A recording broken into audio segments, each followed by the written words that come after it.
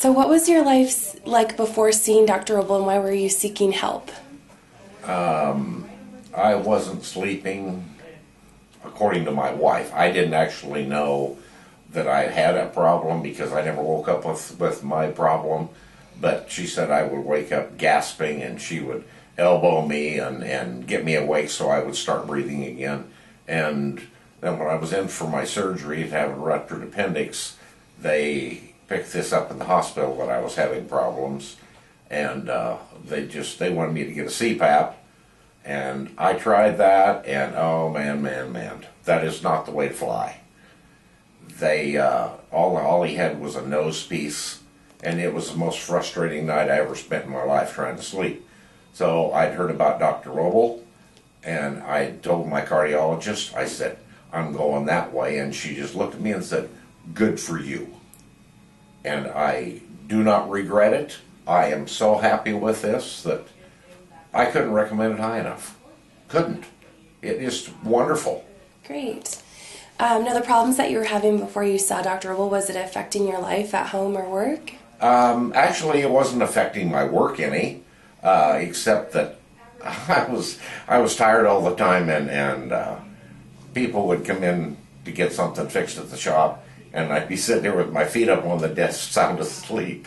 So that wasn't good there. But if I get tired down there, I'll still go to sleep, but at least it's not because I'm just exhausted all the time. I feel much better in the morning. Much better. Good.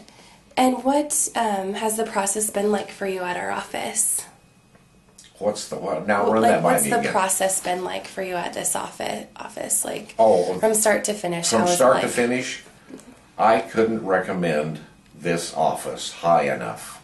There's no way I could praise these people enough. From the very receptionist that greets you when you come in to Dr. Roble himself, and everyone in between have just been absolute angels, every one of them.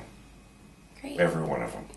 So the process with getting the appliance, was that pretty easy for you, like from start to finish, when you came in for your first exams, when you got the appliance and the follow-ups? I mean, it's just, yeah, it hasn't been any problem whatsoever. Okay.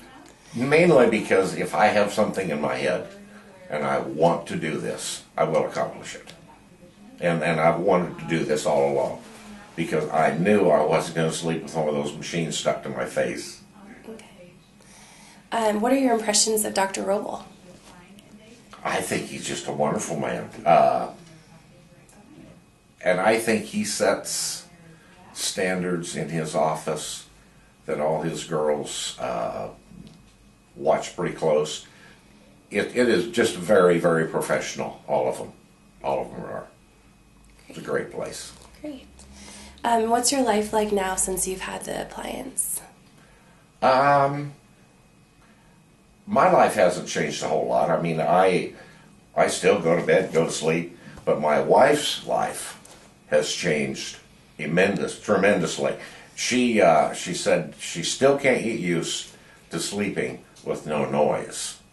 She said she's thinking about turning a radio on all night with snoring on it, because that's what she got used to for 17 years, was me snoring, and I don't snore anymore. Don't stop breathing, everything's just going great.